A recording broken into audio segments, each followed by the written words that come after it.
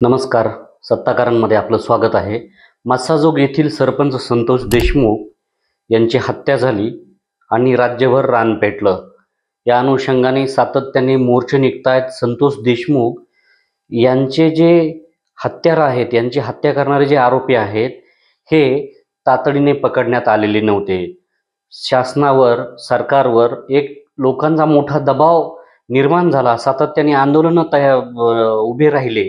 त्यामुळं उशिरा का होईना आरोपींना अटक केली. मात्र या प्रकरणामधला मूळ सूत्रधार जो आहे तो वाल्मिक कराड आहे, असा एक आरोप करण्यात येतोय. आणि वाल्मिक कराडांना नेमकं खंडणी प्रकरणात अटक करण्यात आली. ते देखील खूप उशिरा अटक करण्यात आलेलं आहे. अटकही म्हणता येईल किंवा ते सरेंडर झालेत असं देखील दाखवण्यात आलं आहे. असा देखील एक आरोप त्या ठिकाणी केला जात आहे. या प्रकरणामध्ये धनंजय मुंडे यांचा राजीनामा मागितला जात आहे. धनंजय मुंडे आणि वाल्मिक कराड हे अत्यंत जवळचे मित्र आहेत.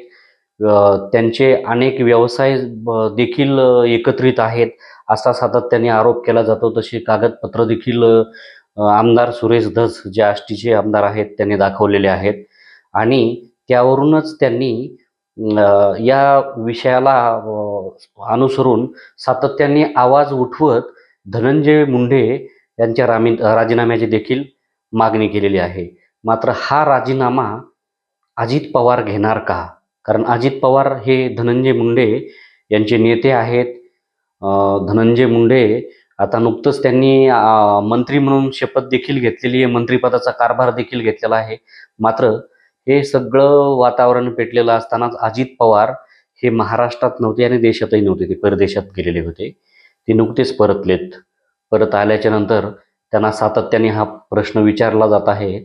मात्र त्यांनी यावर बोलताना सांगितलं आहे की जोपर्यंत गुन्हा सिद्ध होत नाही तोपर्यंत मी राजीनामा घेत नाही. त्यामुळं आता अजित पवारांच्या या भूमिकेवर आता वेगळ्या पद्धतीचा संशय व्यक्त केला जात आहे. ते धनंजय मुंडेची पाठराखण करतायत का? धनंजय मुंडे जर मंत्रिमंडळात जर असतील तर निश्चितच या प्रकरणाची तपासणी, चौकशी निष्पक्षपणे होणार नाही अशी सातत्याने मागणी केली जात आहे. मात्र कुठंतरी आता एक असं लक्षात येत आहे की धनंजय मुंडेंचा राजीनामा या प्रकरणात घेतला जाणार नाही. कारण अजित पवार यांनी त्यांच्या अनुषंगाने आता एक भूमिका जाहीर केलेली आहे. मात्र जेव्हा अजित पवारांना राजीनामा मागितला गेला, त्यांचं सिंचन प्रकरण ज्यावेळेस पेटलं, विरोधकांनी फार लावून धरलं, तेव्हा अजित पवारांनी यशवंतराव चव्हाण यांच्या समाधीस्थळी जाऊन आत्मक्लेश व्यक्त केला होता. आणि त्यासोबतच आत्तापर्यंत जर महाराष्ट्रातले अनेक प्रकरणं जर बघितले तर आरोप झाल्याच्या नंतर त्या ठिकाणी राजीनामे घेतले गेले आहेत किंवा त्यांनी स्वतःहून राजीनामे देखील दिलेले आहेत.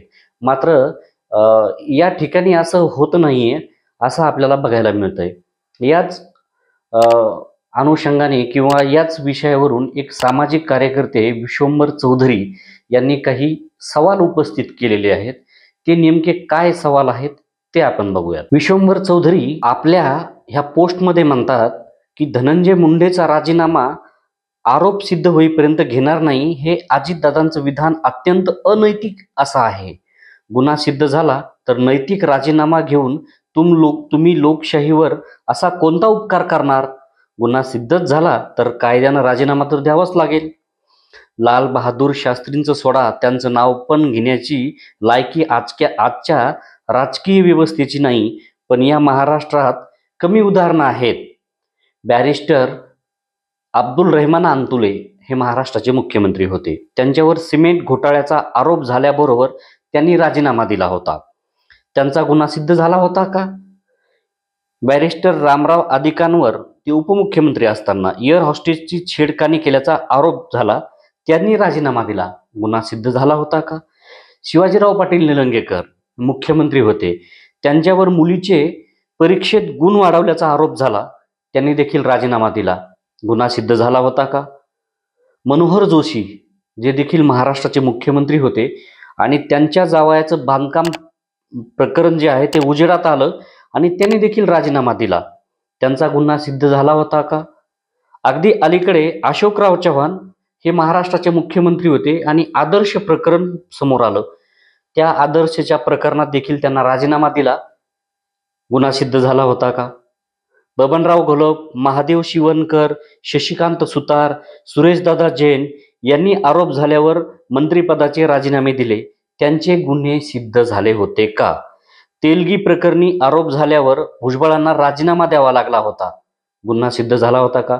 हे भुजबळ आता सध्या अजित पवार यांच्यासोबतच आहेत. राष्ट्रवादी काँग्रेस पार्टीमध्ये फूट पडली आणि जे शरद पवारांसोबत असलेले छगन भुजबळ हे अजित पवारांच्या गटात गेले. त्यांनी देखील राजीनामा दिला होता. गुन्हा दाखल झाला होता का, असा या ठिकाणी प्रश्न उपस्थित करण्यात आला आहे. सिंचन घोटाळ्याचे आरोप झाल्यावर प्रीती संगमावर, जे यशवंतराव चव्हाण यांचं समाधी स्थळ आहे, त्या ठिकाणी आत्मक्लेश करत स्वतः अजित पवारांनी नैतिक जबाबदारी घेत राजीनामा दिला होता. तेव्हा गुन्हा सिद्ध झाला होता का, असं दादांना मनोमन वाटलं होतं का, असा देखील प्रश्न या ठिकाणी या पोस्टमध्ये उपस्थित करण्यात आला आहे. या पोस्टमध्ये पुढे असंही म्हटलं की या राज्यात एक आरोपी इतका डॉन होतो की पोलीस त्याला हात लावू शकत नाहीत. तो सरेंडर होऊन उपकार करतो. त्याचे मंत्र्याशी थेट आर्थिक समन आणि व्यावसायिक समन उघड उघड दिसतात. त्याची सर्वांशी जवळीक खालील फोटोतून जनतेला दिसते. तरी गुन्हा सिद्ध होईपर्यंत धनंजय मुंडेचा राजीनामा घेणार नाही, असं अजित पवार म्हणतात. वारे नैतिकता आणि वारे लोकशाही. नैतिक आधारावर राजीनामा हे तुमचं जनतेवर उपकार नसतात. एखाद्याचे लागे बांधे जगजाहीर झाल्यावर चौकशी यंत्रणा आणि न्यायव्यवस्थेवर बलाढ्य मंत्री दबाव आणू शकतो आणि त्यातून पीडिताला न्याय मिळत नाही, म्हणून राजीनामा हा द्यायचा असतो. बाहुबलीच्या भुजेतलं राजकीय बळ काढल्याशिवाय सामना बरोबरीचा होणार नाही आणि न्यायही मिळणार नाही, म्हणून राजीनामा द्यायचा असतो. अर्थात दादा, फडणवीस, शिंदे, मुंडे यांनी आता नैतिकतेच्या व्याख्याच बदलल्या असतील तर तो त्यांचा दोष नाहीये. त्यांना प्रचंड बहुमत देणाऱ्या मतदारांचा आहे असं मला वाटतं. अशी तिरकस टीका चौधरी यांनी आपल्या पोस्टमध्ये केलेली आहे. अजित पवार हे सोयीनुसार भूमिका घेत आहेत का? अजित पवार या प्रकरणावरून सातत्याने आता ट्रोल होत आहेत. अजित पवार परदेशात होते म्हणून ते परदेशात आल्याच्या नंतर या प्रकरणावर बोलतील. अजित पवार या सरकारमध्ये उपमुख्यमंत्री आहेत. ते धनंजय मुंडे यांचे नेते आहेत. धनंजय मुंडे हे बीड जिल्ह्यातील एक मोठे नेते आहेत आणि ते वाल्मिक कराडांचे जवळचे मित्र आहेत. वाल्मिक कराडांवर सध्या खंडणीचा गुन्हा दाखल आहे, ते अटकेत आहेत. मात्र वाल्मिक कराड हेच सरपंचाच्या हत्येचे मूळ सूत्रधार आहेत असा आरोप केला जातो आणि हे कनेक्शन शोधून काढण्यासाठी या सगळ्या गोष्टींमध्ये तपास हा निष्पक्ष झाला पाहिजे.